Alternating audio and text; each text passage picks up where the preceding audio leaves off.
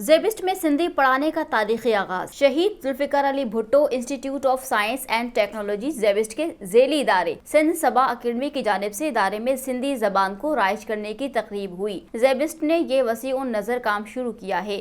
اس سلسلے میں ایک سیمینار ہوا جس میں کراچی شہر کے دانشوروں اور سول سوسائٹی کے نمائندوں نے شرکت کی، جبکہ لاہور سے نامور مورخ ڈاکٹر مبارک علی نے خطاب کیا۔ اس اہم ترین سیمینار میں ایدی فاؤنڈیشن کے سربراہ فیصل ایدی، سندھ گریجویٹس ایسوسی ایشن کے بانی اور زیبسٹ کے ڈائریکٹر ڈاکٹر سلیمان شیخ، پروفیسر توصیف احمد خان، عطیہ داؤد اور دیگر نے خطاب کیا، جبکہ اجلاس میں زیبسٹ کے vice president doctor Mukati, chairman Shahnaz Wazir Ali اور زیبسٹ کے ڈائریکٹر ڈاکٹر ریاض شیخ بھی موجود تھے۔ اس سیمینار میں مقررین نے سندھی زبان اور اس کی تاریخ، پاکستان بننے سے پہلے اور پاکستان بننے کے بعد کے مختلف مراحل پر سیر حاصل گفتگو کی گئی اور پاکستان بننے کے بعد کس طرح آمریتی ادوار میں سندھی زبان کو ختم کرنے کی سازش ہوئی یا کس طرح سندھ میں دو زبانوں کے درمیان خلیج بڑھانے اور آبادیوں کو ایک دوسرے سے دور کرنے کی کوشش کی گئی، ان پر باتیں ہوئیں۔ اس موقع پر ایدی فاؤنڈیشن کے سربراہ فیصل ایدی نے کہا کس طریقے سے جو ہے وہ مقامی لینگویجز پہ یہاں پہ جو ہے وہ پابندیاں لگتی رہی ہیں۔ جتنی بھی تہذیبیں ہیں دنیا بھر کی، وہ دریاؤں کے ساتھ ہی جو ہے وہ پلی بڑھی ہیں اور وہیں پہ انہوں نے جنم لیا ہے۔ تو دریائے سندھ کی جو تہذیب ہے، جس کو انڈس ویلی سویلائزیشن کہا جاتا ہے، ہرپا سویلائزیشن کہا جاتا ہے، 1922 میں جب یہ دریافت ہوئی تو صرف سندھ کی نہیں بلکہ دریائے سندھ کے ساتھ رہنے والوں کے نہیں بلکہ پورے سب کانٹیننٹ کے ہسٹورینز اور لوگوں کا جو ہے نا وہ سینہ چوڑا ہو گیا تھا کہ کیونکہ انگریز جو ہے وہ ہمیں صدیوں سے یہ بتاتے آ رہے تھے کہ ہم لوگ غیر مہذب ہیں اور ہمیں وہ تہذیب سکھانے کے لیے آئے ہیں یہاں پہ۔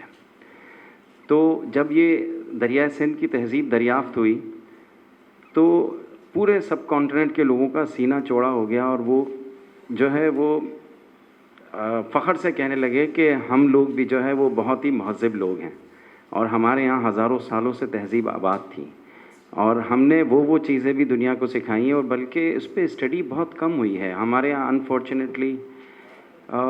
تعلیم پہ بہت ہی کم توجہ دی جاتی ہے پاکستان میں۔ سندھ اسٹڈی سینٹر جو آپ لوگوں نے بنایا ہے، یہ اس پہ بھی کام کرے اور اس کو کاؤنٹر کرے تاکہ لوگ اپنی مادری زبان کے خلاف نہ ہو جائیں۔ یار نفرت ہونے لگتی ہے لوگوں کو، اتنا ذلیل کیا جاتا ہے سماج کے اندر، نیچا دکھایا جاتا ہے سسٹمیٹکلی، انسٹیٹیوشنلائزڈ۔ یہ غلط ہے، یہ نہیں ہونا چاہیے۔ ہمیں اپنی مادری زبان پہ فخر ہونا چاہیے۔ اس موقع پر پروفیسر اعجاز قریشی نے کہا It was decided that Sindhi children must learn Urdu and Urdu children must learn Sindhi. But that, however, in some or the other way, it is no more there. Therefore, I think we have to learn and we must appreciate Dr. Riaz, Dr. Sulaiman, Madam Wazir Ali, Dr. Mukati, two young joyos that they are really working quite hard in this aspect. So I think it will be very important to have these courses to learn Sindhi language and other subjects also. So Sindhi, today 2 to 3 books are published in Sindhi. Every day they come to the market. That is a wusiyat of a language that it has done itself and people are. So I must pay my respects to all of you and I think it's really a good thing. And we can also help at any time. As a professor, I have been throughout the University of Sindh and Karachi. So these are very good things and I really congratulate you that this thing should continue. اس موقع پر professor توصیف احمد خان نے کہا بیٹے کا result دیکھا 85 number سے، مگر یہ اس پہ ہمیں سمجھنے کی ضرورت ہے۔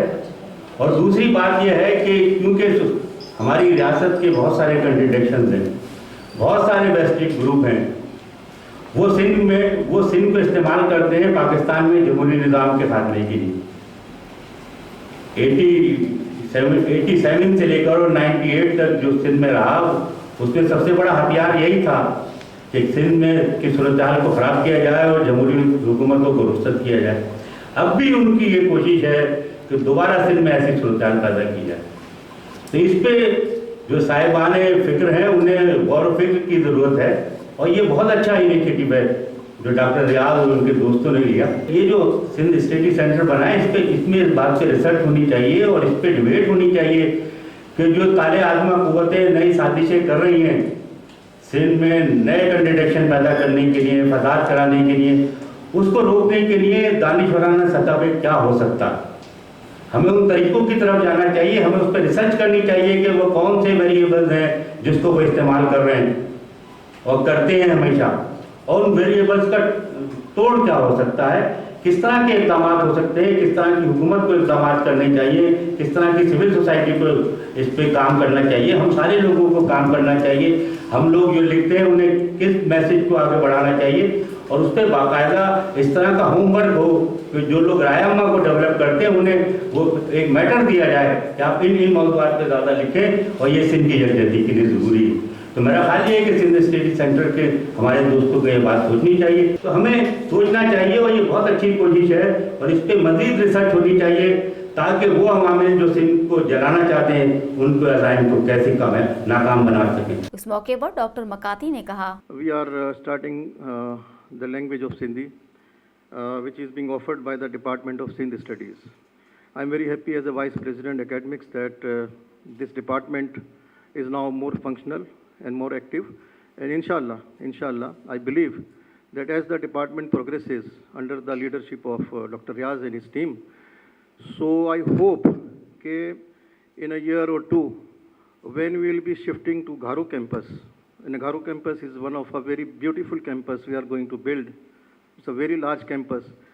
So we would like to establish the Institute of Indus Civilization.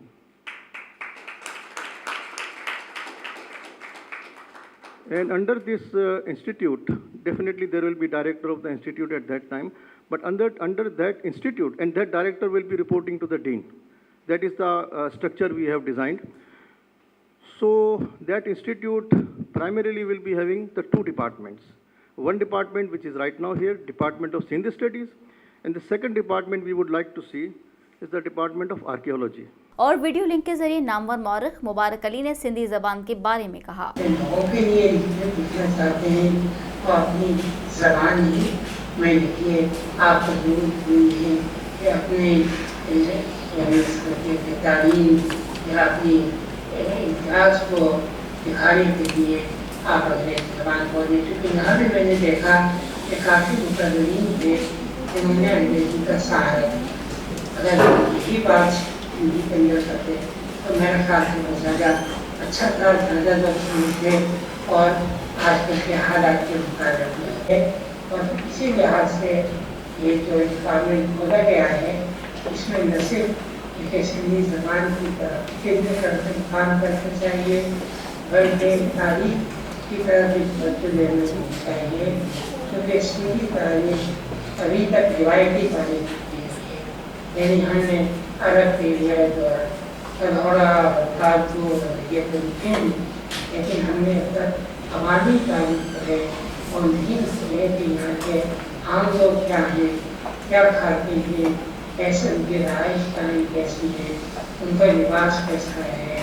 और दूसरी ये है कि आम लोग जो हैं मैं समझता हूँ कि अभी भी तो खालिश सिंधी बोलने वाले हैं वो गाँव के लोग, क्योंकि शहर के लोग की सिंधी और उर्दू लेकिन मिलावट के शिकार हो गई है। खालिश ज़बान सिंधी खालिश हिंदी अभी भी गाँव देहात के लोग बोलते हैं, उसको महफूज रखने की ज़रूरत है। सिंध सबा अकेडमी की जानिब से ज़ेबिस्ट में सिंधी ज़बान शामिल करने और सिंधियों को उर्दू पढ़ाने, उर्दू बोलने वालों को सिंधी की तालीम देने जैसे ख्याल पर मुनासिब अमल होता है तो इस सूबे सिंध की सियासत तो समाजियात पर बहुत अच्छे असरात मुरतब होंगे। और सबसे बड़ी बात यह है कि सूबा सिंध में हर वक्त दो ज़ुबानों को लड़ाने की जो साजिशें होती हैं इनमें ज्यादा कमी भी आएगी और सिंध की नौजवान नस्ल को बहुत सारे अवामिल समझने में मदद भी मिल सकेगी।